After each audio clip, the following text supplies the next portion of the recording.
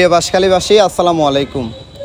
আপনাদের নিরাপত্তার দাবিতে আমরা এসেছি আজকে। যেহেতু কক্সবাজার লাইনের কক্সবাজার লাইনের গাড়িগুলা আমাদের বাঁশখালী রোডে চলতেছে, তো এটার আমাদের জনগণের নিরাপত্তার জন্য আমরা থানায় এসেছি। আমাদের ওসি সাহেব এবং সার্জন সাহেব আমাদের আস্থা দিয়েছে যে আপনাদের নিরাপত্তার জন্য ওনারা দায়বদ্ধ থাকবে এবং ওনারা রাস্তায়, ওনাদের প্রশাসন থেকে মানুষ রাস্তায় নামাবে, এটা আস্থা দিয়েছে। এবং এটাকে সম্মান জানিয়ে আমরা আপাতত আজকে কোনো ধরনের আন্দোলন বা কোনো ধরনের আমরা কর্মসূচি করতেছি না। তো আশা করি আপনারা যদি কোথাও কোনো এই কথার বিঘ্ন দেখেন তাহলে অবশ্যই আমাদের জানাবেন। আমরা ইনশাল্লাহ নিরাপদ সড়ক আন্দোলন বাঁশখালী শাখা ইনশাল্লাহ আমরা সবসময় আপনাদের সাথে আছি।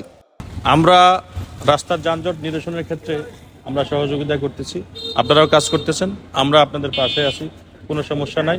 রাস্তায় কোনো অপ্রীতিকর ঘটনা দেখলে আমাদেরকে ইনফর্ম করবেন, ইনফর্ম করার সাথে সাথে আমরা ইনশাল্লাহ ব্যবস্থা নেব।